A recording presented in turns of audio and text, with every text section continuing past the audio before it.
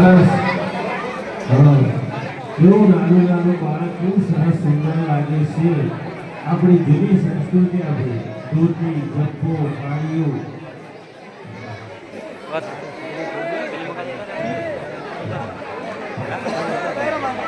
હવે આપણે એકદમ શાંતિ રાખીશું. હવે એક પ્રવચન શરૂ થશે. પ્રવચન એકદમ બહુ શાંતિ સાંભળશું. બહુ જ મહત્વનું છે. બહુ જ આપણને મજા પડે છે. પણ આપણે મોઢું બંધ કરીશું. સંજય શાંતિથી નીચે બેસી જાય.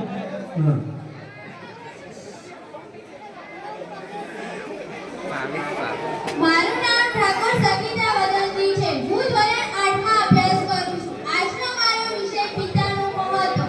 સરસ્વતી તાલુકાના દેલવાડા ગામની દીકરી સંગીતા તરફથી આપ સૌ ગ્રામજનો, ભાઈઓ, બહેનો તથા મહિલા બાળકોને સંગીતા તરફથી હેતની ચાસણીમાં જબોળી મીઠા મધુર વંદન.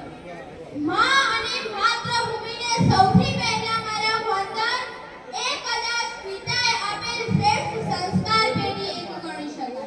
તો આજે હું તમને પિતા વિશે કંઈક કહેવા માંગુ છું. આપણે સૌ જાણીએ જ છીએ કે દરેક કવિઓ તેમજ લેખકોએ માં અને તેના માતૃત્વની ઉપમા આપી છે. પરંતુ ક્યાંય પણ કે ક્યારેય પણ પિતા વિશે ઉપમા આપવામાં આવી નથી કે તેના વિશે લેખ પણ લખવામાં આવ્યા નથી.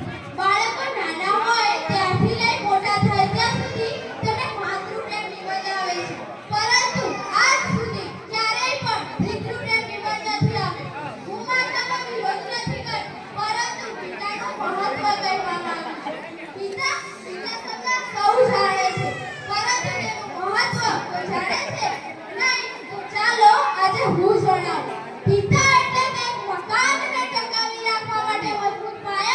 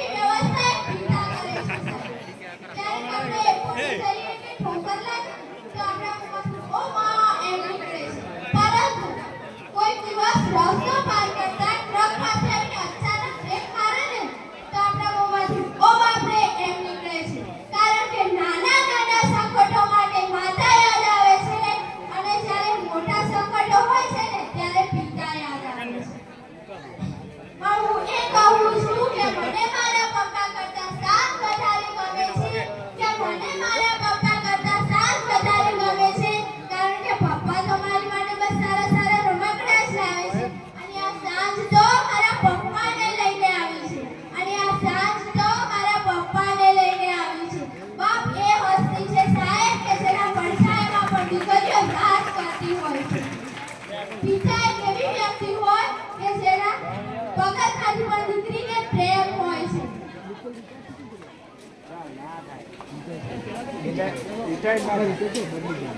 માં એક એવી બેંક હોય, જો માં એક એવી બેંક હોય જ્યાં તમે તમારા બધા જ દુઃખ જમા કરાવી શકતા હોય, તો હું કહું છું સાહેબ કે પિતા એક એવું ક્રેડિટ કાર્ડ છે કે જ્યાં બેલેન્સ ન હોવા છતાં પણ ખુશીઓ અઢળક મળે છે. અરે હું તો પિતા વિશે કહું તેટલું ઓછું છે. એની માટે તો મારી પાસે શબ્દ બને, પરંતુ સમયની ધ્યાનને મર્યાદામાં રાખી મારી છેલ્લી પંક્તિ કહીને હું મારી વાણીને વિરામ આપીશ કે થાક ઘણો હતો ચહેરા પર પણ અનહદ પરિશ્રમ કરતા જોયા છે. કે થાક ઘણો હતો ચહેરા પર પણ અનહદ પરિશ્રમ કરતા જોયા છે. આંખમાં ઊંઘ ઘણી હતી છતાં પણ ચિંતામાં જાગતા જોયા છે. આંખમાં ઊંઘ ઘણી હતી છતાં પણ ચિંતામાં જાગતા જોયા છે. તકલીફો ચારે બાજુ હતી પરંતુ એકલા હાથે લડતા જોયા છે. કોઈને તકલીફ મળવતા ન હતા પરંતુ ખુલ્લી આંખે અમારા ભવિષ્યના સપના સજાવતા જોયા છે. પાય પાય ભેગી કરી અમારી ખુશીઓ ખરીદતા જોયા છે અને એ ખુશીઓ માટે પોતાના શ્રમણાઓને રોળતા જોયા છે.